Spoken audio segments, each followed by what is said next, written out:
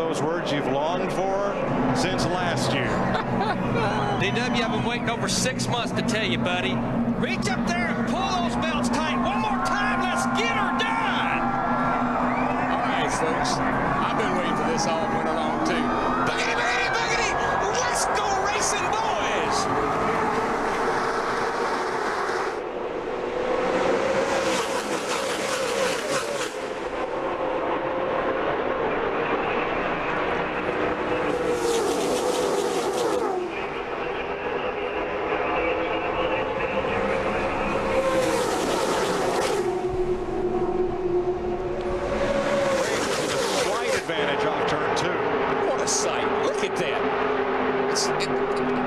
It's like Christmas lights flashing.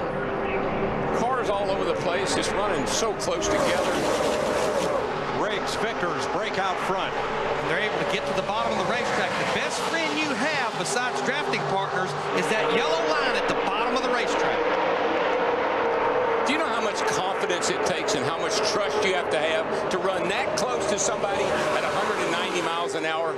And here comes Vickers. Riggs leads the first lap, and Vickers brings the outside lane on by. Kyle Busch now second. Jimmy Johnson in 48 fighting for third. Now, last night in practice, it seemed like the bottom line against the bottom of the racetrack was moving, but so far, after about a lap and a half, looks like the outside line is moving. Fourth is Mark Martin in the Army Chevy. Stewart drops low, and then orange number 20 tacks on to Johnson and Kevin Harvick. Right behind Tony Stewart moves up. Tight formation right now, 3 wide back here. Jeff Gordon kind of caught in the middle. That's not a good place to be, not comfortable. Mark Martin right there in 4th place in the Army car. He's looking pretty good, too. Jeff Burton, last year's Daytona 500 pole sitter, now leads the outside lane, but he's back at 8th place. A couple of tear-offs flying off the windshields. I saw go by there. Doesn't hurt anything. It's plastic. And that goes over the windshield, kind of to give a protective covering over it, and where they can pull it off instead of trying to clean it. Right now, what the guys are doing, they're jockeying for a position. They're just trying to find a place they can fall in line. They're probably going to try to get single file here pretty quickly, and then do what I said, analyze. Dale Earnhardt Jr. in the 8 car behind Bill Elliott in the 37 car. Looks like Dale Earnhardt Jr. He's in a box right there. He can't go forward. Yeah, they'll get sorted out here pretty quickly. Boy, Junior's car is moving around a lot like it did last night. That car was very uncomfortable. And Larry, I just saw 7,700 RPM on our tack.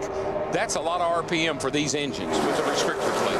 That 37 was the 1987 winner of the shootout, Bill Elliott. That car looking a little loose off the corner. I just think Junior's car, either the car's not handling right or, look at the rookie. Kevin Harvick. He's no rookie. Darrell just likes to call him that. I call him a rookie. New leader is Kyle Busch, and look who he's brought to the party.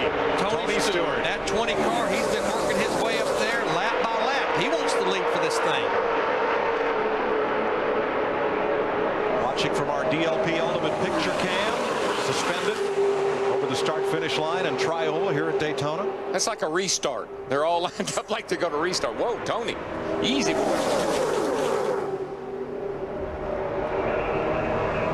Now you see Jimmy Johnson in the 48 car on the high side. Kyle Busch's teammate, he's trying to get a little brigade up there to push that outside line to the front. Looks like he's going to get a shove off turn 2 from Kevin Harvick, side by side down the backstretch. Riding with Denny Hamlin, last year's winner. He's come up into the top 10 from 21st. Now it looks like Dale Earnhardt Jr. in the 8 car. He's making his way to the front now. You know who he's looking for, Larry. He's looking for that 20 car. He's looking for the 20 car. They work really well together. They run well together. Still no clear advantage. 5 laps complete, still double and triple file. Now they look like they almost had Kyle Busch in the 2 car trapped in the middle. You really can't go in the middle. It's either outside or on the bottom. Boy, that's so treacherous off of turn 2 when you come off of there 3 wide. You get that dreaded old push they talk about coming off there, and something's got to give. Last lap, 184.5 miles an hour. Still running double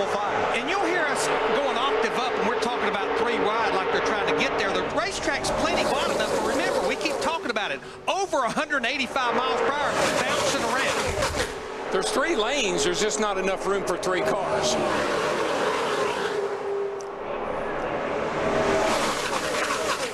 Back at 11th place is Jeff Gordon, 2-time winner of the shootout. Here's Dick Bergman. And almost as soon as the green flag dropped, Mike, he was talking about the water temperature going up in his number 24 car. Gordon with an overheating problem. To Matt. Dick, Dale Earnhardt Jr. and Tony Stewart, DW documented how they're such great unofficial teammates. As you see Stewart sort of shuffled out. The thing is, everyone else knows it too. They try to keep the 2 of them apart. They try to pin those 2 out so they can't work together. As you can see, they're not together now, but they're trying. And I wish you would look at that gaggle of cars behind them. I mean, they are still 3 wide off of turn 4. That's good news for Kevin Harvick, Dale Earnhardt Jr., and Kyle Busch, who lead this race. But look back there in the middle of that hurricane. We're having casual contact in that little crowd right there. Just saw Gilliland bounce off of somebody. I think it was Vickers, maybe he just bounced off of. Brian Vickers in the middle, David Gilliland. And M&M's 38 up high. There they are. And in the inside, Denny Hamlin. Kenny Schrader in the 21.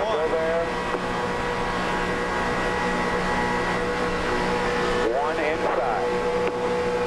Now what you're hearing is these guys, they have a spotter. It's a pair of eyes up on top of the grandstand here that's telling everything about that, what's around that race car to these drivers. And this is what we see here quite often, breaking up into 2 packs. We'll see what happens when we come back.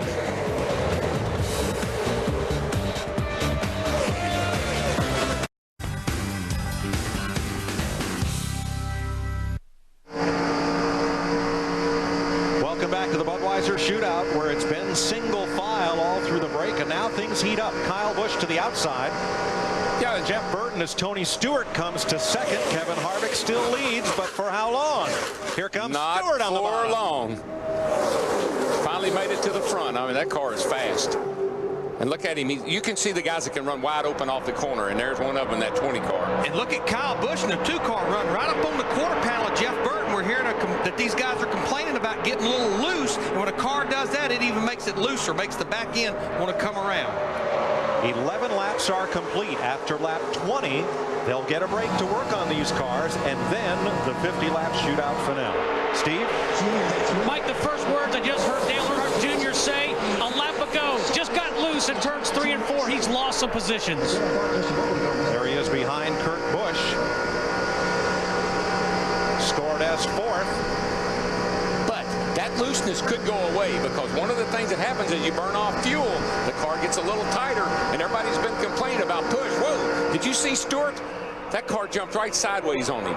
But I think a lot had to do with where Kurt Busch in that 2-car was right there on his quarter panel, Darrell. Made him loose like he did Jeff Burton a while ago. Look what else it's done. When he got loose, the whole pack came right to him. Tightened everything up, and that's what happens. The guy in front of you has to squeeze out of the throttle, and you don't have time to react to it. That's what causes these accidents. Watch this. He's down on the bottom, and this is where the track's pretty rough. He's got the 2-car Busch right on his tail. Now Harvick's out there where he sucks a little air off of him. He goes in there sideways. That's what you call loose end. And all that's happening, and the track has all those dips in it too. It just magnifies that. Quite a save at 185 miles an hour. Now a normal guy would slow down, but he just kept on going. Stewart has already won twice this year. Open wheel races at Fort Wayne, Indiana, and the famed Chili Bowl in Tulsa. Looking for his 3rd win of the year. Krista? Well, if you saw Greg Biffle at the start of the race, he dropped back like a rock. Starting 5th, he's currently running 16th. It's kind of just a victim of the draft. He says he's not sure if there's anything wrong with the car. If so, he's not sure what it is. He's trying to just hang in the draft and hold on until they make their stop. He started 5th again, dropped back, currently running 16th. It's the first time that Gilliland has ever been in a race at Daytona in a Nextel Cup car. He's in the sucker hole now. He's in the middle. You can hear him lifting off the throttle. He can't stay wide open now. 6 laps away from the break. Tony Stewart leads Kurt Busch, Kevin Harvick, and Dale Earnhardt Jr. Field, and look who's up to 5th place. Ken Schrader, 50 years old, in his 17th Budweiser Shootout, a 2-time winner. That last victory coming 17 years ago. And there's Schrader in the Wood Brothers Air Force number 21. And now is when you can really tell who's got a good handling race car, who can still partially, almost all the way hold that thing wide open around here. Maybe squeeze it out a little bit, but not a lot. Because when those cars start to get loose and they start to push the front end, the steering wheel doesn't fix it. You have to start rolling. You got to roll up out of the gas. You don't have a lot of horsepower, and you kill your momentum. 2 laps to the end of the first segment.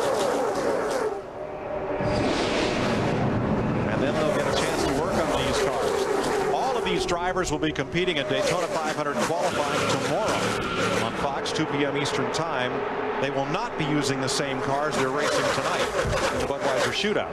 You know, one car that was working his way to the front, now you see him back there, the DuPont, the 24 car, Jeff Gordon. Remember, Dick Bergman talked about the car is running hot. They put tape on the nose of these cars where the air flows to cool the water in the radiator. The more tape you put on it helps the aerodynamics, but it also can heat the water up. I mean, Larry, look at the opening he's got. He's got just a little bit of an opening at the bottom of the grill at the top, and then that teeny bitty hole at the bottom. That's not much opening for traffic. Couple more to the break. Couple more. That was his crew chief, Steve Letarte. So you would have to believe one of the adjustments they'll make during this break is take a little bit of that tape off. And that upsets the balance of the car. So now you got to be able to remember, when I take that tape off, I got to maybe make another little adjustment to go along with it. Kevin Harvick from Bakersfield, one of 5 native Californians in this race. 4 drivers from North Carolina, 2 from Virginia.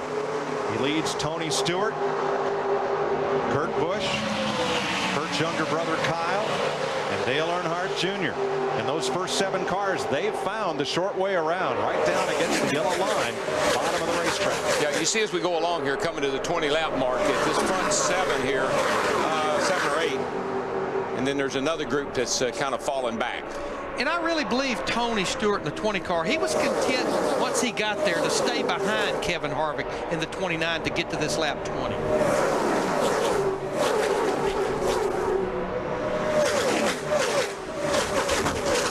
20 complete, and as the field comes to the back straightaway, watch your back. The caution is out. The drivers will come to pit road, and for 10 minutes they'll be able to perform routine maintenance and changes. Then we'll go at it again. Man, I'm glad we got that break in. I'm out of breath. Open 5 different drivers led laps in those first 20 lap segment. Here's Krista. The rookie David Gilliland just brought his car in for his very first pit stop at Daytona. The contact that was made with Kevin Harvick made his car tight.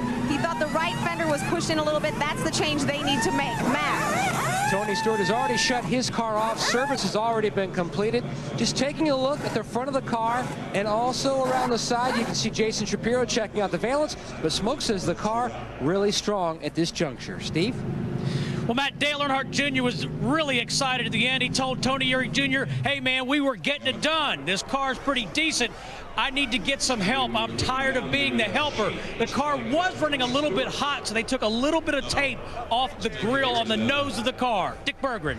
Well, Kevin Harvick has been leading this race for so many laps, and that's a big surprise because the car was not good in practice. It wasn't handling well at all. But before he came in, Harvick told the crew he had not lifted his foot off the floor since the drop of the green flag. Handling so well, he has been running wide open all the way.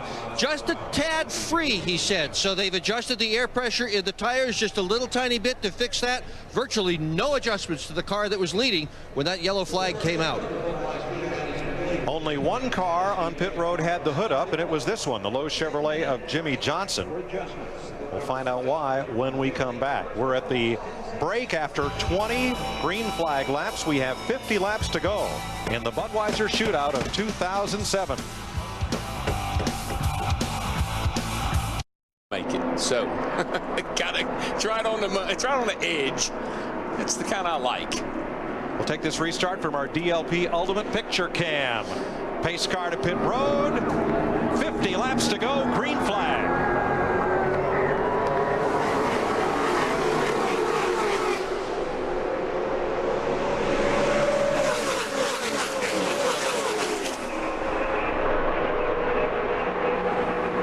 Casey Kane in the 9 got a great restart. He was able to give Jeff Burton a good push in the 31, who in turn gave Kurt Busch in the 2 car a great push. Kurt Busch the leader. Jeff Burton in second. Elliott Sadler in the Dodge 19 on the outside of Harvick for third. And here come the hounds. When you're sitting out front like that, you better pick the right lane to fall in front of. Look like, man, Harvick's car is loose on this restart, which tells me they probably freed the car up a little bit so it wouldn't be so tight at the end of this run. And Kurt Busch leads a lap for the first time in this Speedway.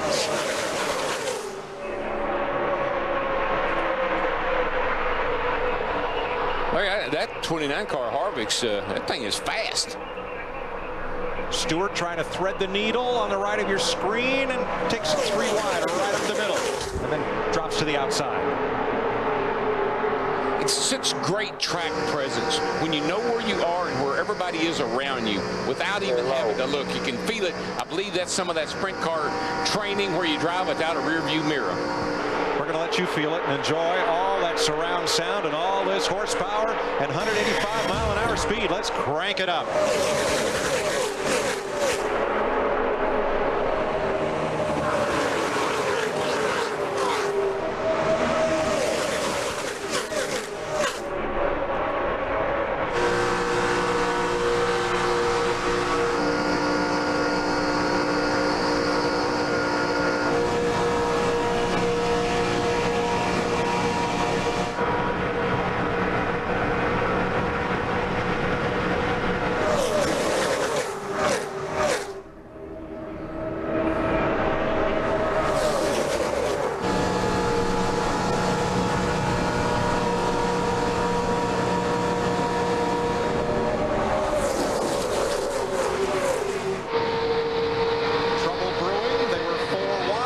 Stretch going to turn 3. I see a bad moon horizon. Tornado is picking up. Winds are blowing. We've got 19 cars less than a second separating them right now. Tony Stewart is just wearing the back end of that 31 car out, and he's going to squeeze his way to the outside. He's got Harvick behind him. Stewart just made his own room up on the outside, and he is up to 4th behind Kurt and Kyle Busch. The brothers from Las Vegas are hooked up like a pair of dice. And Dale Earnhardt Jr. in that 8 car made a move to the inside, and he got around Mark Martin in the 01. He's headed back to the front. The Busch brothers battle for the lead. Looks like a covey of whales. Fast ones. Bacons. Schrader on the bottom behind Kurt Busch. And he took a peek to the inside. Kurt Busch in the 2 put the block on him. Kurt's been up there kind of holding his own. But now look at the push that Kyle Busch in the 5 is getting from Tony Stewart in the 20 on the high side.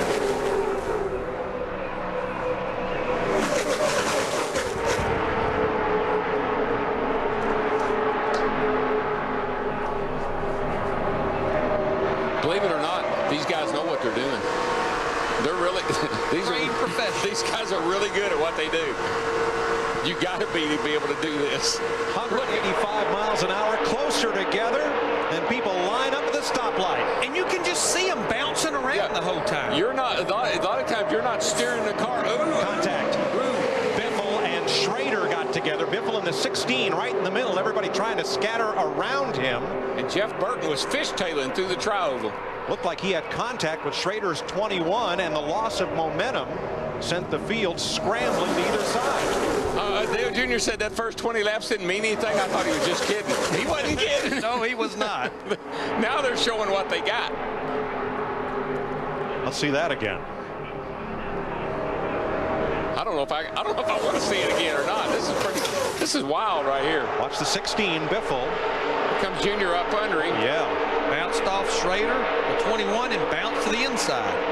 And then watch the 29 got into the back of his teammate 31 of Burton, and they were fishtailing. The contact did not slow Schrader, but Biffle had to lift out of the gas.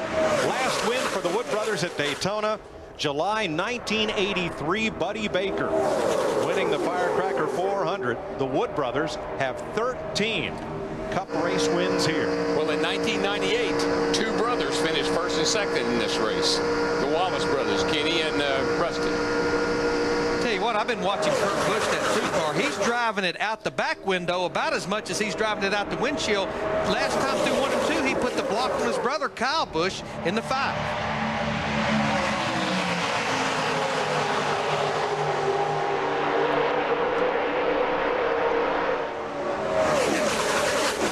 You want to see if blood is thicker than water? These two brothers in the 2 and the 5. Brotherly love. Oh, brother, we're out. High to the low. Oh, we're out there, old brother.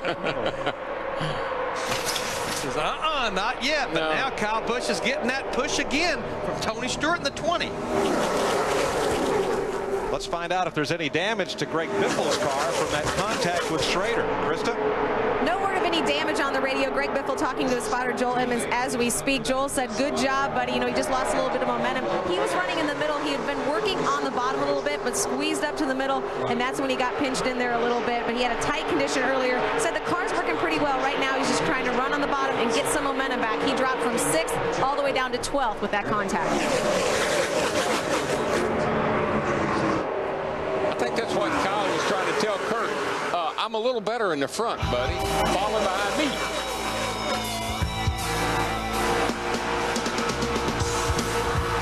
Kyle Busch, competing in his second Budweiser Shootout, is your leader.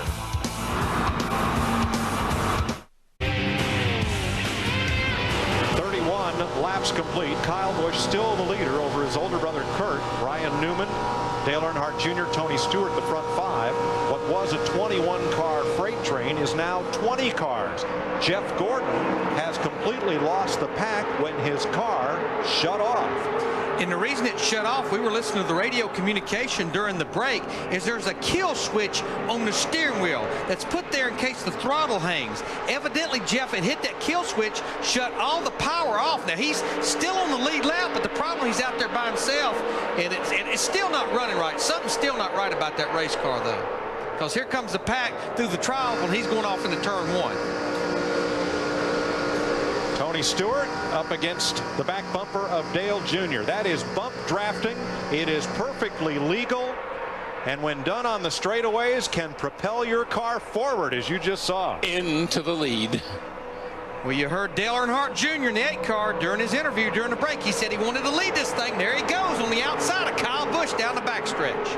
Spent some time with Junior this week, and he told me when that grandstand rises as one,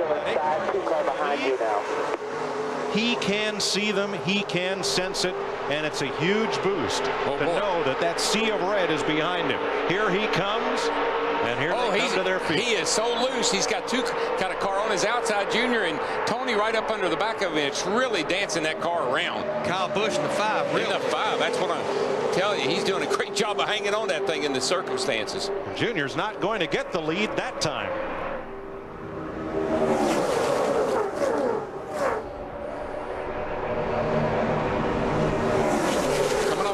Down here when Junior's underneath him and or on the outside of him, and Tony, watch this, that car is sideways, boys. That thing is out of here.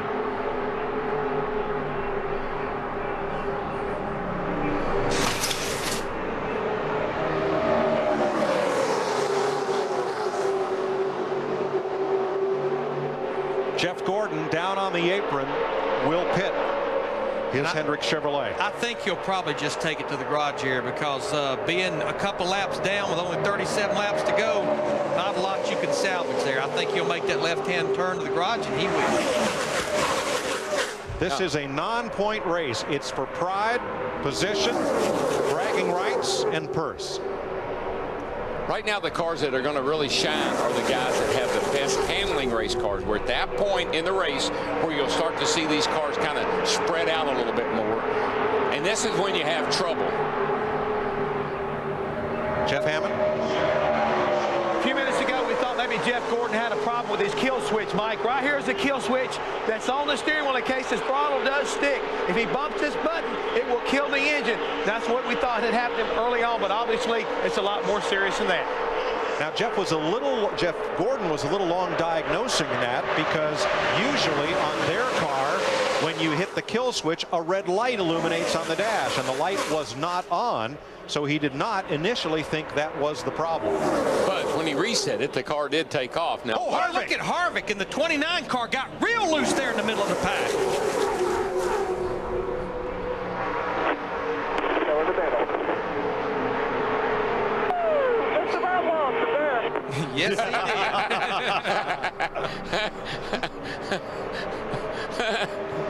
did. His voice went up about as high as ours did.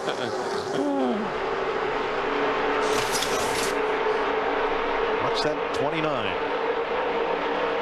It's just like the 2-car. Kurt Busch was pulling the back of that car around. Well, once we're at that point where handling is coming into play, and if you get cars around you now and your car's not handling very good, that's what you're going to get. The front 11 cars are now single file. 34 laps to go in the Budweiser Shootout of 2007.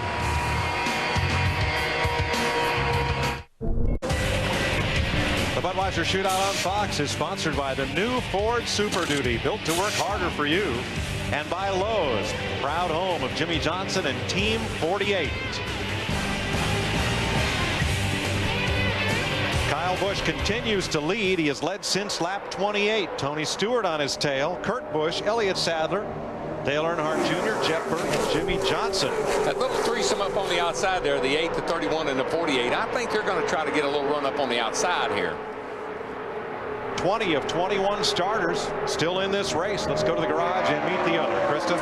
Yeah, Jeff Gordon watching his crew take a look at the car. Jeff, riding around by yourself at Daytona, never what you want to do. What happened to your car? I couldn't even do that. We have some kind of electrical problem going on in there. It just kept cutting in and out, and I'm just glad it didn't happen right in the middle of a big pack. We had one of those nights going anyway. You know, we had overheating problems right from the beginning, and then we had some handling issues towards the end of that run, and you know, these tires are really, you know, really having a hard time getting hold of the racetrack, and track's fast. So, you know, it wasn't our night for the DuPont Chevrolet, and hopefully that 500 car's got a lot more for them next Sunday than this one did tonight. All right, Jeff Gordon hoping the bad luck is out of the way for the rest of the speed weeks, guys.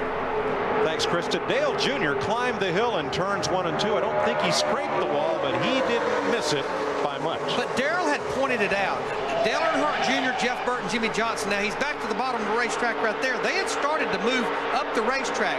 Now we're 20 laps into this segment here, and Darrell, when your car starts to get a little bit loose, it's a lot better to run up high. You don't have to turn the steering wheel as aggressive. A lot of times, I know Junior likes to run that high line late in a run. It's easier on the tires, and there's a little more grip up there, actually. Let's look at him this time into turn 1. And he is way up the racetrack. Mike, no one wants to win a race at Daytona more than Kyle Busch's crew chief Alan Gustafson. He grew up about 7 minutes north in Ormond Beach, Florida, graduated from local Seabreeze High School, and spent a lot of time in the garage of Smokey Yunick, the late innovator in NASCAR, who won here so many times and all throughout NASCAR. He said the biggest thing about their package, they've improved in all the different areas, but especially with the driver. He's learned to be so patient and smart in restrictor plate racing. Dick? And Kurt Busch, car number 2, currently running in the 3rd position, also being very smart and very patient about how he is running his race. His crew chief, Roy McCauley, a few moments ago told Kurt Busch, just hang in there. We're going to be very tight on fuel. Steve. Well, Dick, DW was right. Dale Earnhardt Jr. wanted help from the 31 and the 48. Junior's crew chief Steve Mills says the problem is, Junior, they can't get to you. That's why he's not getting any help. He's making some progress, though, up on that outside. He seems to run high in 1 and 2, and then he drops it down to the inside in 3 and 4. 1 and 2 down low is a lot rougher than it is up high. 3 and 4 is pretty smooth around the bottom. So I think he's really working his car, trying to find where it runs the best. There's no question now that we are 22 laps into this run. We've got 27 laps to go in the race. You see them starting to string out just a little bit. That's a sign that a lot of these cars are starting to handle pretty bad. 21-year-old Kyle Busch from Las Vegas, leading 2-time Nextel Cup champion Tony Stewart.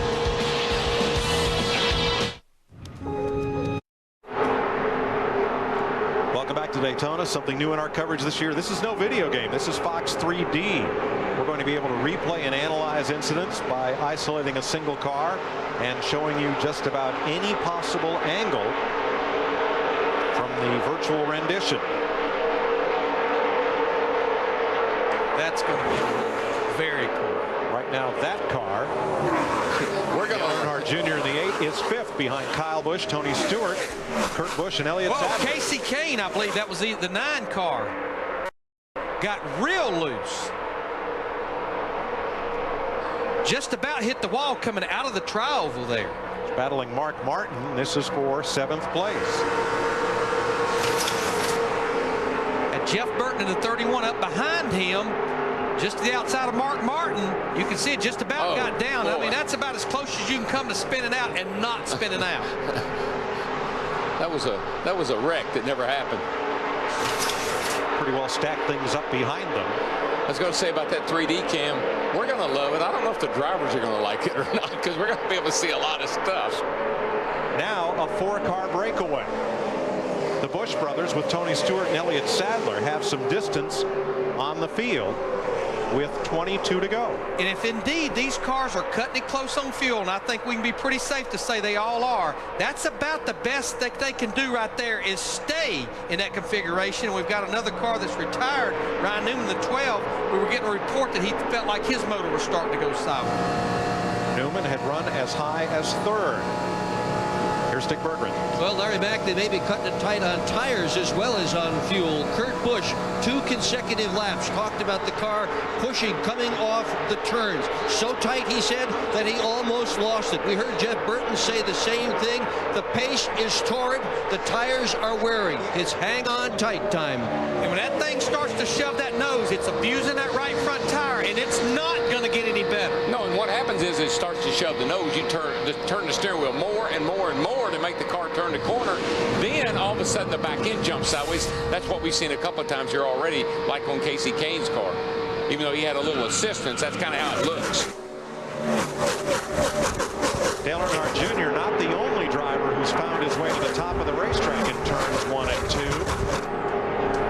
2. 21 laps to go in Daytona.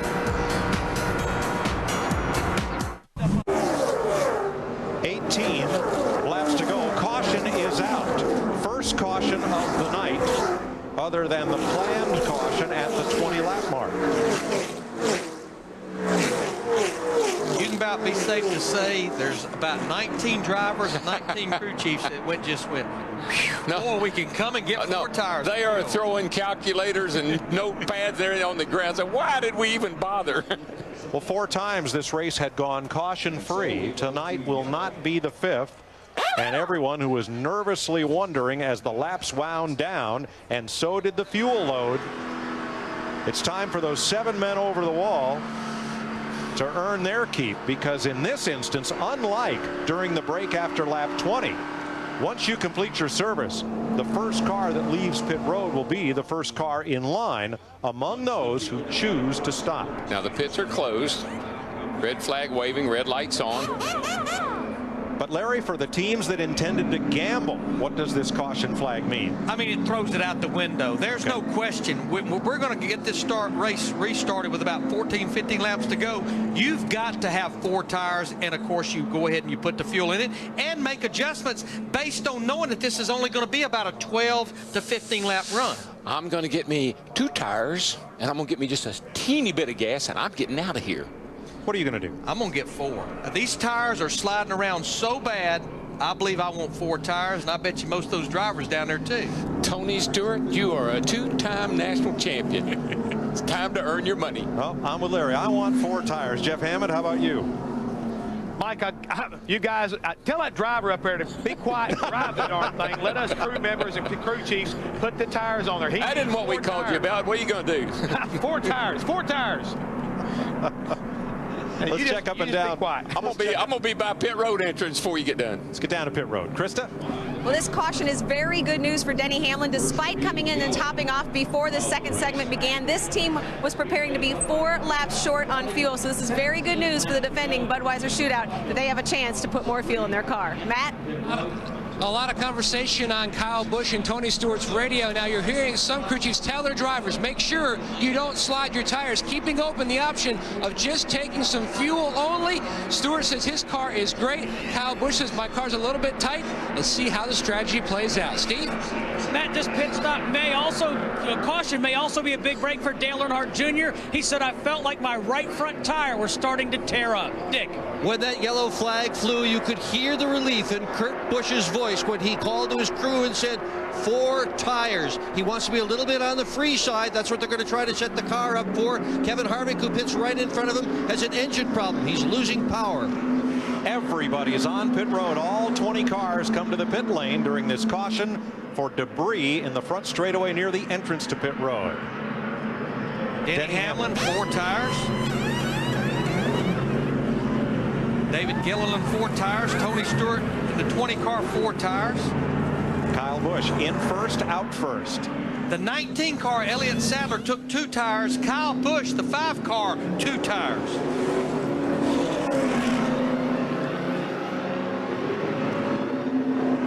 Most everyone else gets 4. So now we have a real Saturday night shootout on our hands. A dozen or so green flag laps to settle this. Yeah, I mean, these cautions count, and we're at 54, be 55. We're only going to be about 4 laps to go when we take green.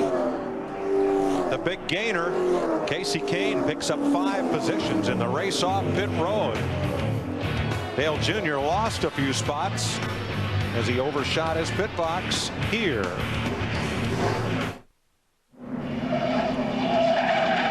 Welcome back to Daytona. Here's our Pizza Hut race summary.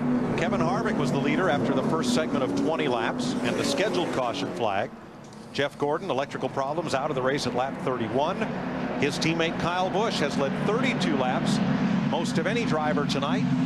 Double file restart. Kyle Busch, Casey Kane, Tony Stewart, Kurt Busch, Denny Hamlin, Elliott Sadler, Jeff Burton, Mark Martin, Kenny Schrader, and Brian Vickers, the top 10. Dale Earnhardt Jr. overshot his pit, had to back up for service, and went from 3rd to 10th. We expected a green flag this time. They've waved it off. You see the lights flashing still atop the pace car. That indicates they will not restart. We'll have one more lap of caution. So let's get some updates on pit stops. Krista? Well, David Gilliland, the 38, they were not planning on coming in had that caution not come out, but the car was developing a bit of a tight condition, so they made a track bar and an air pressure adjustment. David Gilliland is calm because he has a secret weapon upstairs. Ricky Rudd is spotting for him tonight. His teammate, David Gilliland, has been very good all night. Matt? The top 2 cars, Kyle Busch and the 9 of Casey Kane, they played their hand strategy-wise. 2 tires. Now, Kyle Busch's crew chief, Alan Gustafson, he did it basically to try to keep Kyle out front. Felt like their car was better out front, pulling the field, and stuck back 2 or 3 cars in line. So they're trying to get that 5 car to victory lane. Steve? Well, Matt, Dale Earnhardt Jr. is pretty loose in that number 8 race car. When he overshot the pits, he said, guys, there might be something wrong with the brakes. Nah, I just made a mistake. I just wanted to start on the inside on the restart anyways. Dick? Well, Kurt Busch took 4 tires, and his crew did a great job. He is restarting this event in the 4th spot. Jeff Burton, 4 tires. Mark Martin, 4 tires. He said if he can just get somebody to push him along, he's got a car good enough to win. Jimmy Johnson, also 4 tires. He was a little bit tight. Harvick, 4 tires. They did nothing with that engine that is losing power. Thanks, Dick. Look at the nose of Dale Earnhardt Jr.'s Chevrolet.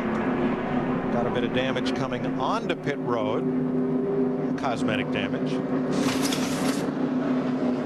Got a little of Elliott Sadler's white paint.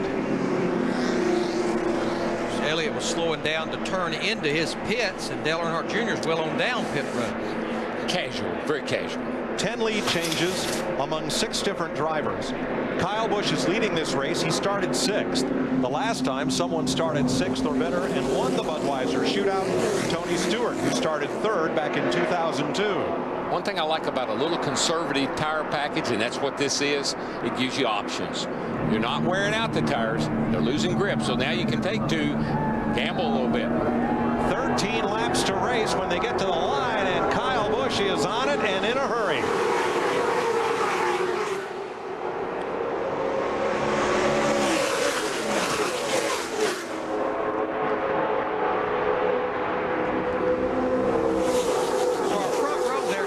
Kane and Kyle Busch, like Matt reported, they have the 2 tires, and I'm not sure there would be speed in the left side tires, Darrell, but I just wonder, can they maneuver it like they need to versus those guys that have 4 fresh tires? Yeah, if you're sitting out front, don't have to do a lot of maneuvering. Just protect that yellow line like that and hang on. Stewart has help from his teammate, last year's shootout winner, Denny Hamlin. But Tony Stewart, as fast as his car is, with those 4 tires, he didn't need a lot to give him an advantage. And look on the outside lane as Jeff Burton drops low in line. In the outside lane, the Dodge boys are hooked up. Outside, bottom of 3, bottom of 3. And you cannot go below that yellow line and advance your position. They looked at as out of bounds. Burton, when he had to back off, lost that momentum, precious momentum, and got freight trained on the outside. He's trying to work back up. Oh, boy. And there goes Kurt Busch. He's in trouble. Wrong way. He's in trouble. That number 2 lost his drafting partner. Boy, and he was up there fighting for the lead. Speaking of fighting, Mark Martin's car went way up the racetrack. That's the Army car just in front of Dale Jr. And Kyle Busch draws ahead just a bit of Tony Stewart. They think being out front's the place to be, and I believe it is too. That 5 car made a good move.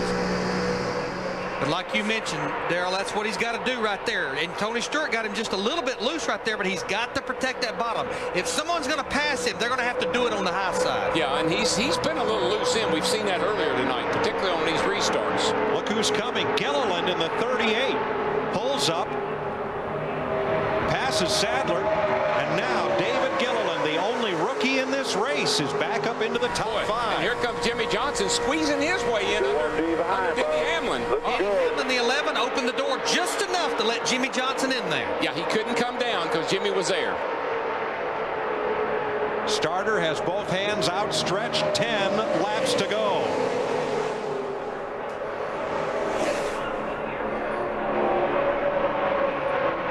Junior's up on that high side, especially down here in 1 and 2. That really seems to work for him. That keeps that engine wound up. Gives him a good run off the corner. He just doesn't have a lot of help there now. There. You can see him go right by Denny Hamlin in the 11. Shoot off that corner and down the back straightaway. Hamlin fights back. Whoa. That looked funny. Go outside, clear. Clear all around. Tony Stewart, and look who's 3rd, the rookie. Last year, Denny Hamlin won this race as a rookie.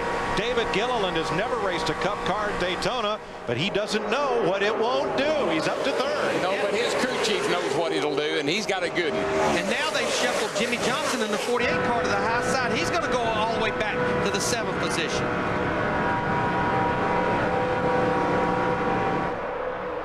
I think that when Todd Parrott told David Gilliland to take care of your car, we'll fix that fender that he got damaged earlier, he's been very, very patient and working himself right back to the front where he is right now. And look at the swarm behind those front 4 single file. Everybody jumping in line, out of line. How can I get to the front? Yeah, the buddy system isn't working right now. Buddy system's off. Oh, the buddy system's over.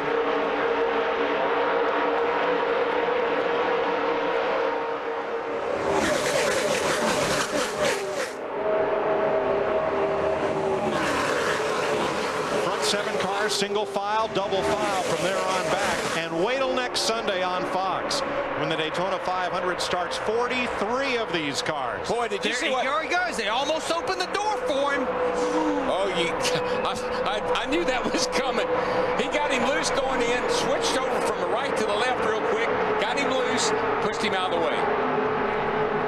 And here comes David Gilliland back there in 2nd place in that 38 car, and there's Jeff Burton in the 31 fighting to the outside for 3rd place. They lost a little bit of momentum there with the 5 car and the 20 when they made contact. That let these guys there on the outside like Burton really close back up. And now this is where those 2 tires hurt Kyle Busch back there in the pack. He definitely can't maneuver now. Well, and it also caused him to lose a lot of grip down here in the corner when Tony got up around him the way he did. How mad is Kyle Busch right now, and what can he do about it? There's not a thing he can do about it right now. And just remember what we said at the top of the show. This is all about winning. There's no points. You didn't come here for just a good, solid finish. I don't know if I like the way you said that, Larry. Nothing you can do about it right now. Tony Stewart trying to win his 3rd race of the year. He won at Fort Wayne and he won the Chili Bowl in Tulsa during the NASCAR offseason. David Gilliland, whose father was a great West Coast racer, Butch Gilliland, won some titles out west. David hopped in an unsponsored Busch car, partial schedule car, won a big race to the attention of Robert Yates, got the cup ride when Elliott Sadler left in the Yates camp. Everybody said, David who? Now they know. David against Goliath right now, and I'll tell you something. Kurt Busch in that 2 car got shuffled all the way almost to the back. There he is, back up in 4th. Krista? Well, we mentioned that Ricky Rudd is up top giving this driver advice when he needs it. He doesn't need any advice right now. So Earl Barbin, the spotter for the rest of the year, is back on the mic telling David that he is all clear. Now, Greg Biffle may not win this race, but he may be a prognosticator. He said about 20 laps ago, guys, David Gilliland is going to win this thing. Thanks, Krista. We saw David march his way methodically up through the field. Never put a wheel wrong, never got out of shape, hugged the bottom of the racetrack. When other drivers made moves, he moved up to cover the spot. 5 laps to go. Let's go back to that Tony Stewart move on the 5 real quickly, because you won't believe what Tony really moved him out of the way long before he ever bumped into him. Watch this.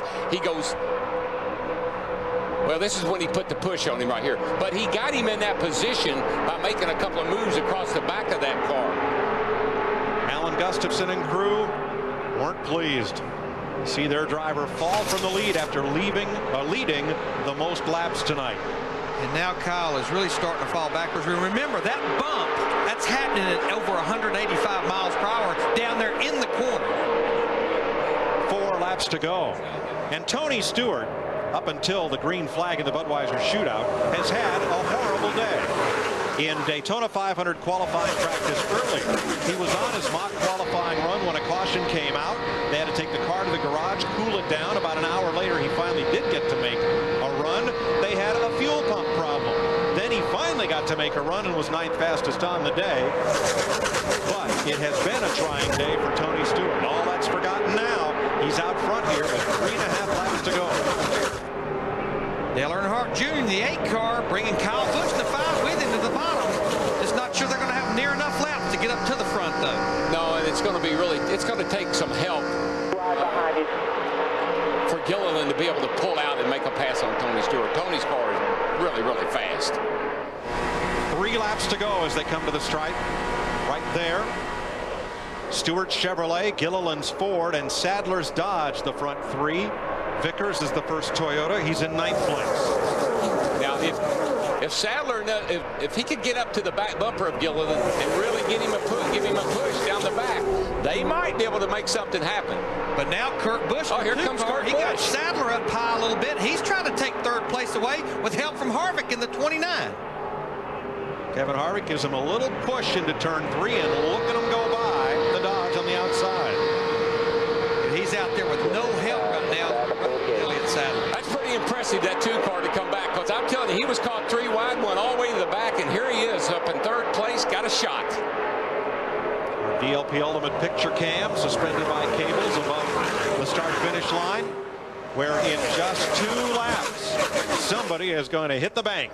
Well, we know what Tony Stewart in the 20 car is going to do for 5 more miles. He's going to hug that yellow line right there. Boy, I tell you, Gilliland is really closing up. He loses a little ground off of 2 right there. The car's probably a little tight. If he can get some help from behind, he might be able to make a run down the back going into 3. And that's the big question. Will that number 2 of Kurt Busch help him or go his own way? That's dictated by what kind of run he has. If he's got a passing run, Kurt might go with him. If he's just got to get out there and get hung run, he's going to get hung out to dry. 1 lap to go. Somebody is about to win at least $215,000. Kurt Busch keeps peeking around back there in that 2 car.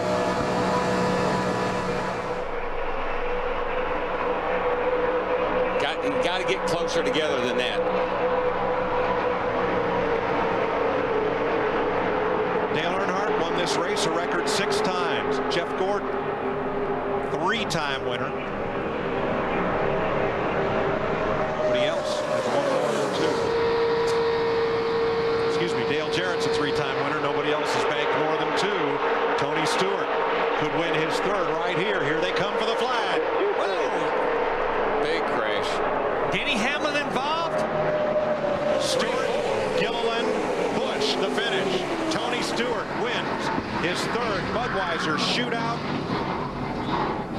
as Elliott Sadler and Denny Hamlin come across the line in a shower of sparks. Last year's winner in the infield wrecked on the last lap. Within about 200 yards of the start-finish line. See, I think I've seen Everhand cars torn up more the last couple of laps of races than anybody cars I can remember. And Kyle Busch, who led the most laps, has to be satisfied with 7th.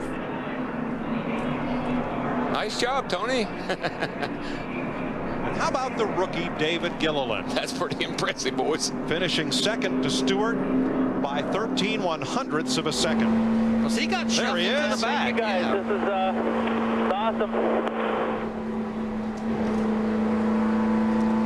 But you know what this does? It just gives him more and more confidence every time he has a run like this.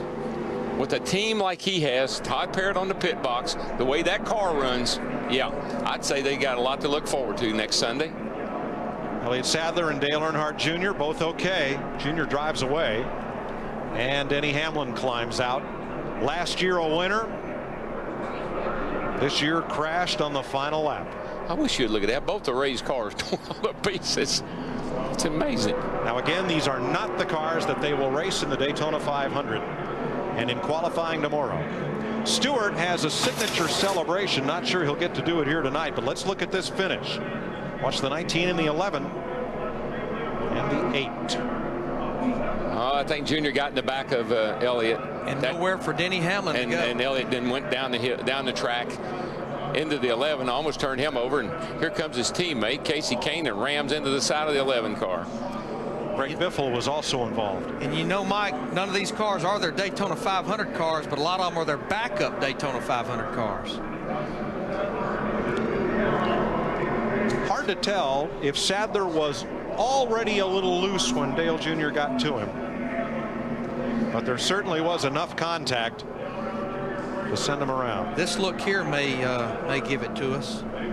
It looked to me like the 8 probably got into the back of the 19, just enough to turn him. Yeah, right there. Doesn't take much at that kind of speed.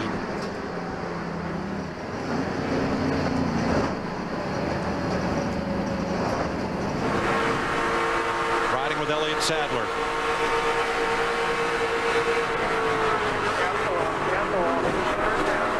Well, it was a hard lick on Denny Hamlin, the 11.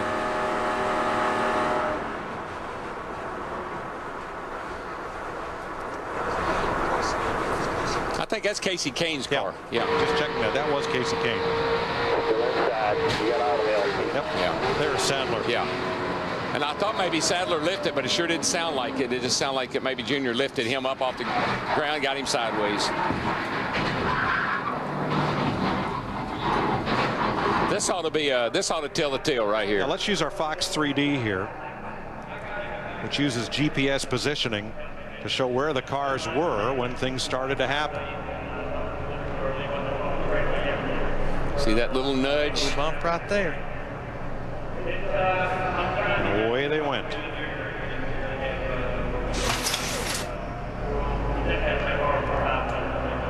Everybody walked away. That's the good news. But there are some badly damaged race cars. We'll go to victory lane and Steve Burns. Tony Stewart wins his 3rd Budweiser Shootout. Mike climbs out of that number 20 Home Depot Chevrolet. Gets congratulations from Greg Zipadelli. And Tony, you said the other night this was the happiest you had ever been coming into a season. Talk about your frame of mind and talk about that gutsy move on the 5 car to get past him. I mean, we were really good.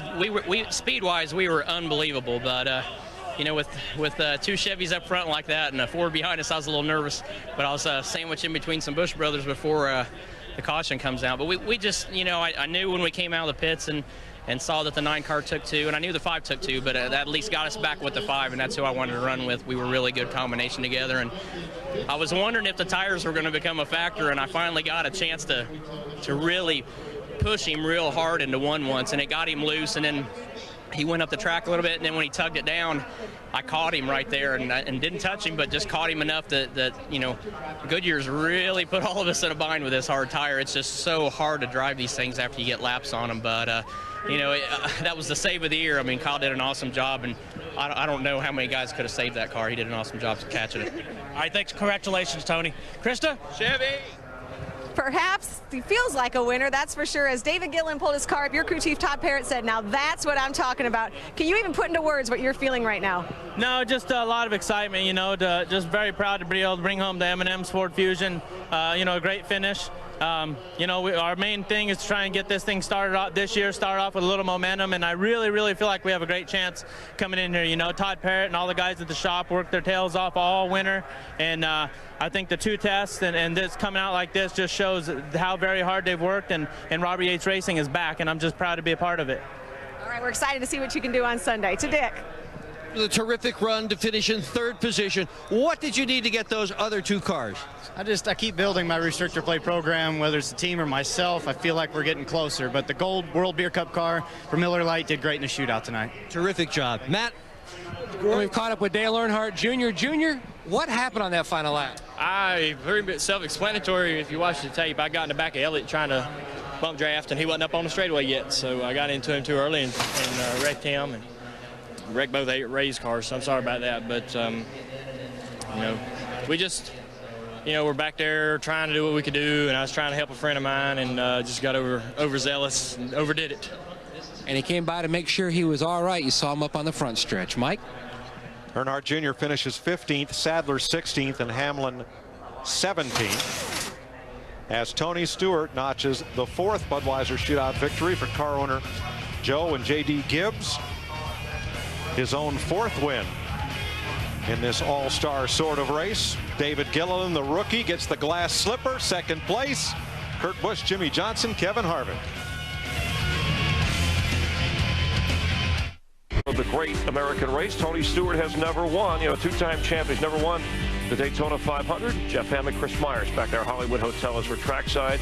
But he got off to a good start tonight. In fact, the last time he won the Budweiser Shootout, 2002, he went on to win the championship. So off to a flying start. What else did we learn tonight? I think we learned he's got a very good handling race car. And besides that, right there, Kurt Busch may be having his program kind of come around as far as restrictor plate is concerned. But how about that rookie, David Gilliland? He's definitely no fake as far as that's concerned. He'll probably be one of the cars you got to watch tomorrow, possibly sitting that thing on the pole. We heard Tony Stewart talk about tires being a challenge, the hard tires for the drivers. Well, we've already kind of like talked about that all along. It's a harder tire because of bigger fuel cells, but when you talk about how ill handling these cars were tonight, wait till Thursday when this track gets hot and slick.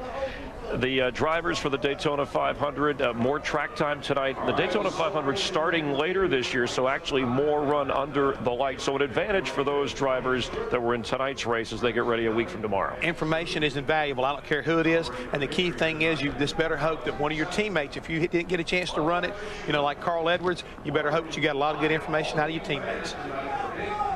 Promotional considerations provided by these fine people.